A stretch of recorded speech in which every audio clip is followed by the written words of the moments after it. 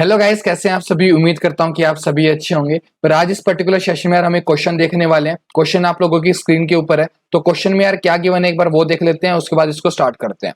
तो क्वेश्चन में यार क्या है, हमारे पास एक प्लेनेट है जिसका रेडियस हमें आर गिवन है और उसका मास हमें क्या गिवन है, एम गिवन है। राइट, कैपिटल मास एम गिवन है और उसके साथ हमें क्या गिवन है, हमें यहाँ पर स्मॉल मास एम गिवन है, जो क्या कर रहा है, इनफाइनाइटली रेस्ट पे अभी फिलहाल। यानी कि यार हमारे पास एक यहाँ पर कैपिटल मास एम है और एक हमारे पास काफी दूर स्मॉल एम मास है। राइट, अब ये क्या है, इनफाइनेटली एट रेस्ट पे, यानी कि आर इक्वल टू इन्फिनिटी है। और यहाँ पर अगर ये रेस्ट पे तो इसकी वेलोसिटी जीरो, और यहाँ पर इसकी जो पोटेंशियल एनर्जी होगी वो भी क्या होगी, जीरो होगी। तो ये पोटेंशियल एनर्जी का फॉर्म क्या होती है हमारे पास, minus G M M by R. Right, तो आर अगर इक्वल टू मेरा इन्फिनिटी है तो इसकी वैल्यू क्या होगी, मेरे पास जीरो होगी। राइट, इसके बाद क्या है यार कि ग्रेविटेशनल अट्रैक्शन की वजह से, जो इस प्लैनेट की वजह से ग्रेविटेशनल अट्रैक्शन आ रही है इसके ऊपर, उसकी वजह से नीचे की तरफ फॉल कर रहा है। राइट, तो अब हमें निकालना क्या है, हमें निकालना टाइम। टाइम कौन सा टाइम, तब ये 9 आर डिस्टेंस पे है और तब ये 4 आर डिस्टेंस पे है। इसके बीच में हमें टाइम निकालना कि कितना टाइम इसने लिया 9 आर से 4 आर पे आने के लिए। आर क्या है हमारा, रेडियस ऑफ अर्थ। राइट, तो 9 आर से 4 आर पे आने में इसने कितना टाइम लिया वो हमें यहाँ पर निकालना है। तो भी यार अब सबसे इंपॉर्टेंट चीज है यार, पहले वो चीज देख लो सबसे इंपॉर्टेंट, कि जो हमारी डिस्प्लेसमेंट हो रही है इस मास की वो इस डायरेक्शन में हो रही है। राइट, नीचे की तरफ। और जो हमारा आर जो मेजर हो रहा है वो ऊपर की तरफ हो रहा है। ये चीज सबको समझ में आ रही है। जो हमारा जो आर मेजर हो रहा है वो सेंटर ऑफ अर्थ से मेजर हो रहा है, यानी कि ऊपर की तरफ हो रहा है। और जब फॉल हो रहा है तो जो डिस्टेंस कवर कर रहा है वो ऊपर से नीचे की तरफ कर रहा है। ये इन दोनों चीज में थोड़ा सा डिफरेंस है, दोनों को समझ लो एक बार अच्छे से। राइट, कहने का मतलब यार ये है कि मैं इस dx को मैं dr का लिख सकता हूं, लेकिन मेरे को माइनस साइन यूज करना पड़ेगा क्योंकि हमारी जो लिमिट है वो अपोजिट डायरेक्शन में है। तो इस वजह से मेरे को एक माइनस साइन का फैक्टर इंक्लूड करना पड़ेगा यहाँ पर। क्लियर है, तो इस चीज का थोड़ा सा ध्यान रखना। बस यहीं पे अगर तुमने ये पकड़ लिया इसके बाद तुम इसको इजिली कर लोगे। राइट, तो इस क्वेश्चन को कैसे प्रोसीड करना है यार, तो देखो कैसे करेंगे हम। सबसे पहली बात, इसकी हमें एक्सेलरेशन निकलना पड़ेगा। एक्सेलरेशन कैसा होता है यार, क्योंकि देखो यार हाइट है इसकी तो एक्सेलरेशन हमारा अलग अलग होगा, हर एक पॉइंट के ऊपर इसका सेम नहीं होगा। हमारी ग्रेविटी एक्ट नहीं करेगी, जो हमारा एक्सेलरेशन आ रहा होगा वो इससे आ रहा होगा। ये एक्सप्रेशन मैंने कहां से लिखा यार, जो हमारी फोर्स होती है वो क्या होती है, G M M by are square होती है, एक एम आता है। राइट, ये हमारे पास फोर्स का एक्सप्रेशन होता है। ये किसके इक्वल होगा, एम ए के इक्वल होगा। एक्सेलरेशन किसका, इस मास का, और उसी मास का मेरा मास, तो ये एम से एम मेरा cancel out, A is equal to G M by are square बच जाएगा, जो मैंने यहाँ पर लिखा है।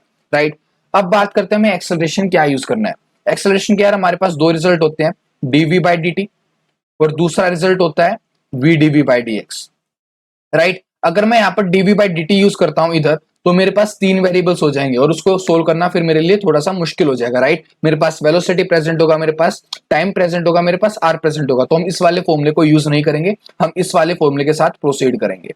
राइट, तो मेरे पास जो इक्वेशन बनेगी वो क्या बन जाएगी, v dv by d x is equal to G M by are square. इस इक्वेशन को मैं सोल्व कर रहा हूँ। तो मैं नेक्स्ट स्लाइड पे इस इक्वेशन को लिखता हूं और इसके साथ मैं सोल्व करना स्टार्ट करता हूं। आई होप यहां तक सबको समझ में आ गया होगा।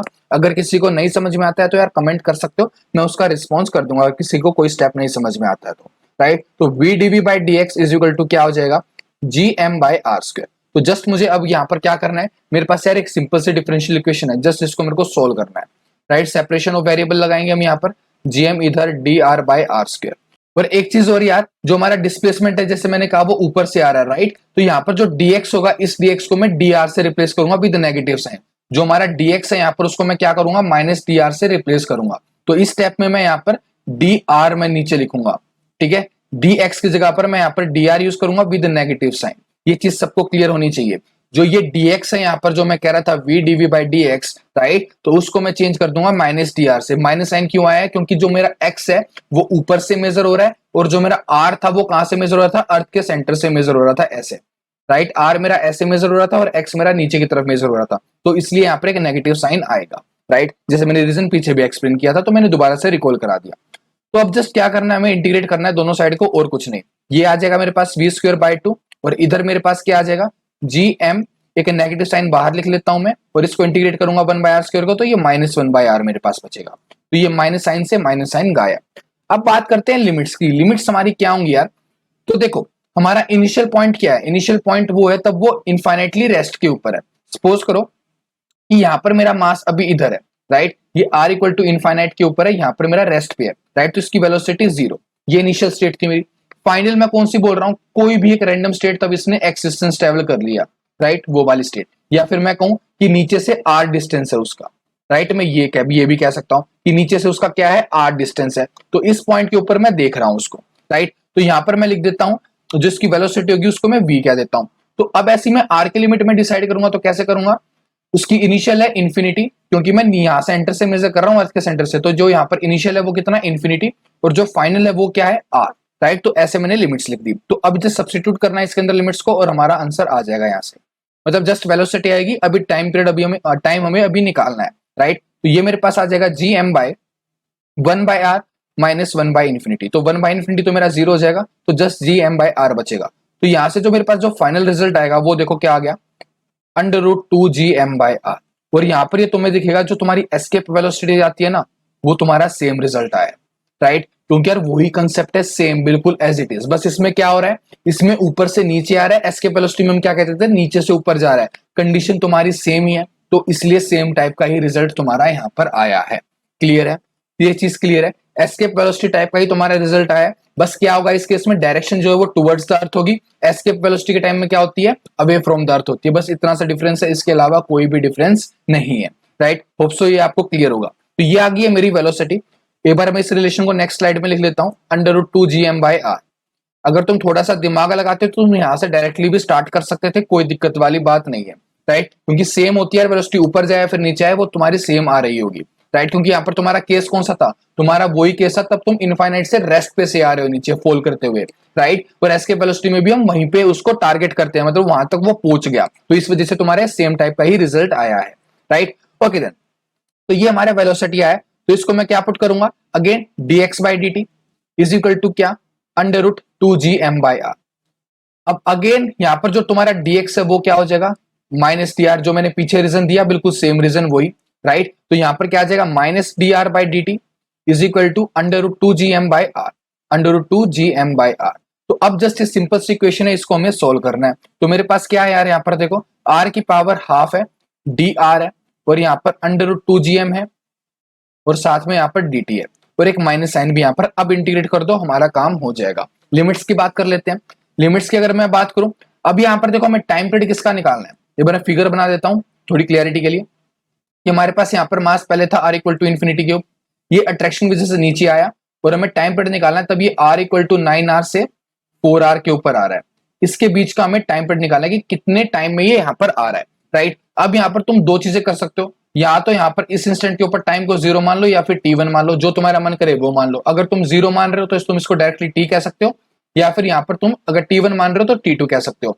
अगर तुम t1 t2 वाली लिमिट यूज करते हो तो तुम्हारे पास यहाँ पर एक डेल्टा t बन जाएगा, तुम उसको कंसिडर कर सकते हो, जो तुम्हारा टाइम है दोनों का बीच का जो डिफरेंस है, क्योंकि यहां से यहां तक आने में कितना टाइम लगेगा, उसको t2 माइनस t1 ही तो लगेगा, राइट। तो तुम उसको डेल्टा t लिख सकते हो, या फिर तुम उसको t माइनस 0 करके सिंपल t भी लिख सकते हो, जैसे तुम्हारा मन करे वैसे तुम कंटिन्यू कर लेना। मैं यहाँ पर 0 यूज करूंगा इस पर्टिकुलर इंस्टेंट के ऊपर, क्योंकि रेफरेंस हम अपना कहीं भी मान सकते हैं, कोई दिक्कत की बात नहीं है, तब तक तुम लिमिट सही पुट कर रहे हो, कोई दिक्कत की बात नहीं है, राइट। तो यहाँ पर 0 से t, पर ऐसे ही मैं उसी इंस्टेंट की बात करूंगा यहाँ पर r के टर्म्स में, तो t इक्वल टू 0 के ऊपर मेरा r क्या है, 9r, और यहाँ पर मेरा t इक्वल टू t के ऊपर कितना है, 4r। तो मैं ये पुट करूंगा और इसको सोल्व कर लूंगा। तो पहले मैं इंटीग्रेट करता हूँ, इंटीग्रेट करने के बाद मेरे पास क्या होगा, r की पावर 3/2, और नीचे मेरे पास 3/2 आएगा यहाँ पर, और लिमिट क्या आ जाएंगी मेरी 9r से 4r, right. Is equal to क्या, इज इक्वल टू किसकी होगा ये, √2gm t, और लिमिट क्या रख रहा हूं मैं, 0 से t रख रहा हूं। तुम यहाँ पर t2 t1 भी लिख सकते हो, कोई दिक्कत की बात नहीं, तुम्हारा जस्ट यहाँ पर डेल्टा t आ रहा होता,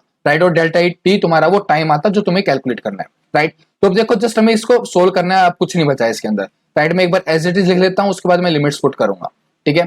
यहाँ पर 2/3 है मेरे पास, और लिमिट है मेरे पास 9r to 4r, और राइट हैंड साइड में मेरे पास √2gm, और क्या है मेरे पास साथ में √2gm t माइनस 0, या फिर तुम t2 माइनस t1 करते तो डेल्टा t आ जाता सिंपल, राइट। ओके, तो यहाँ पर एक m भी था, तो ये √2gm t, राइट, ये मेरे पास राइट हैंड साइड है। बात करते हैं लेफ्ट हैंड साइड की, 2/3 है यहाँ पर।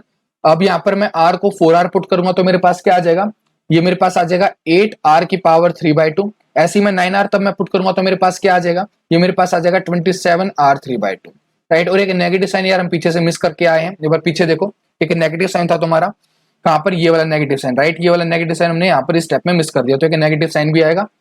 तो इस नेगेटिव साइन यहाँ पर, एक यहाँ पर, राइट। तो यहाँ पर -2/3, ये कितनी बच गई मेरे पास, 19r⁵ विद नेगेटिव साइन। तो ये नेगेटिव और ये नेगेटिव कट गया, यहाँ पर बचा तुम्हारे पास √2gmt, राइट। ये मेरे पास बच गया।